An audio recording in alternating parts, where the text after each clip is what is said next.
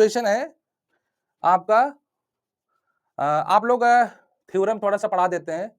एक होता है Cramer Rao lower Rao Blackwell theorem एक होता है बेटा, और एक कौन-सा थ्योरम होता है? लेमन शेफी थ्योरम, है ना?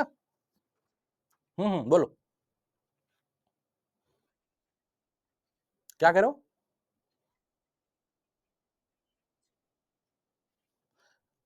यूएमवी निकालने के लिए बेटा ना हम किसका यूज़ करते हैं? लेमन शेफी का, है ना?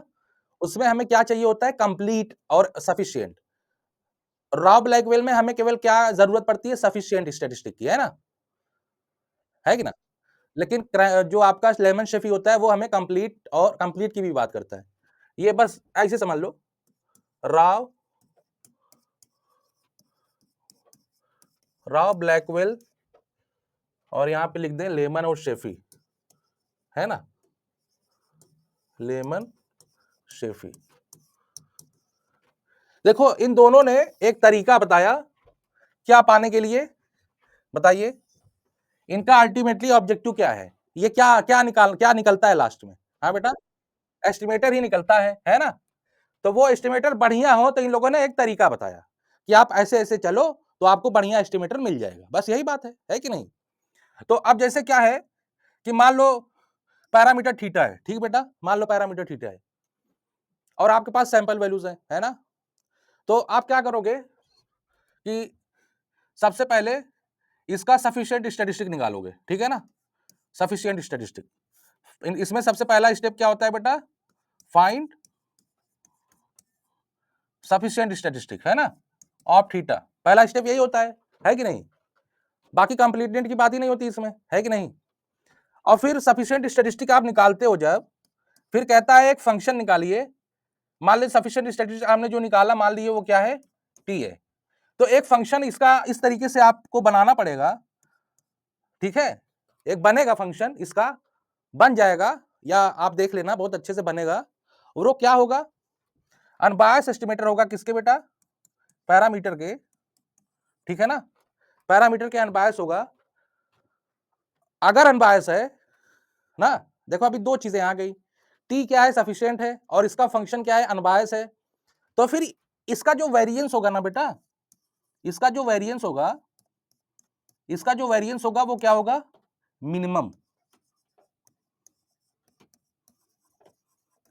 समझ रहे हो? मिनिमम होगा, मतलब ये अभी ये नहीं कह रहे हैं कितना होना चाहिए, कितना होगा क्रैमर राव लोअर बाउंड के इक्वल होगा, ये नहीं कह रहे हैं। इनका मतलब ये नहीं है। बस उस क्लास में जितने भी अनबायस्ड एस्टिमेटर, जितने भी क्या होंगे बेटा? जितने भी सफिशिएंट एस्टिमेटर होंगे, उनमें उनका जो वेरिएंस निकालोगे, वेरिएंस आएगा ना? बताओ बताओ बेटा, वेरिएंस आएगा ना? लेकिन एक आप सफिशिएंट स्टैटिस्टिक वाला भी वेरिएंस वो निकालो। सफिशिएंट स्टैटिस्टिक का यूज करके भी आप क्या करो? एक अनबायस्ड एस्टिमेटर निकालो। फिर आप देखो उसका वेरिएंस जो आएगा, बाकी अदर जो एस्टिमेटर हैं उनके वेरिएंस से ये सबसे कम होगा। बस इनका मतलब यही है राव ब्लैकवेल साहब का। समझ गए? अब दूसरा समझो। अब मान लो ये भी पैरामीटर को ही एस्टिमेट करना चाह रहे हैं, है ना? और बढ़िया एस्टिमेटर देना चाह रहे हैं ये भी। तो यहां पे हम सबसे पहले क्या फाइंड आउट करेंगे? फाइंड फाइंड कंप्लीट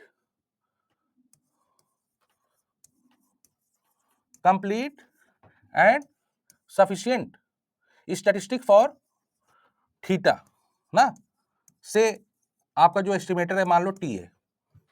अब कंप्लीट और सफिशिएंट निकालने का तरीका तो मैंने अभी उस दिन पढ़ाया था एग्जांपल में, है ना? अभी जब आएगा तो फिर और बता दूंगा, है कि नहीं? तो अब मान लीजिए आपके पास सारे सब कुछ रहेगा, पॉपुलेशन रहेगा, उसमें पैरामीटर रहेगा, उससे सैंपल वैल्यू जनरेट कर लेना, है ना? x1 x1 x2 dot dot xn सब कुछ रहेगा आपके पास। बस लेमन शेफी साहब कह रहे हैं सैंपल वैल्यूज का यूज करके सबसे पहले आप क्या निकालो? Complete and sufficient statistic. आप निकाल लिए, मान लो वो क्या निकला? टी निकला। बस भाई सेम प्रोसीजर। अब इसी टी का मान लो एक फंक्शन, यहां पे चलो दूसरा फंक्शन ले लेता हूं। एक फंक्शन निकाल लिया आपने साई टी, है ना? और ये साई टी क्या है? इसका एक्सपेक्टेशन क्या है बेटा? Expectation of psi T is equal to theta. ये साई टी क्या है? Unbiased estimator of population parameter जो थीटा है उसका अनबायस्ड एस्टिमेटर है, ठीक है? तो सब पहले तो कंप्लीट सफिशिएंट है, फिर अनबायस भी हो गया। जैसे ही अनबायस हो गया ना बेटा, तो इसका जो वेरिएंस होगा, है ना, इसका जो वेरिएंस होगा, ठीक है बेटा, इसका जो वेरिएंस होगा इसको हम लोग क्या बोलेंगे, U U M, uniformly minimum variance unbiased estimator. Clear है बच्चा? पहले बताओ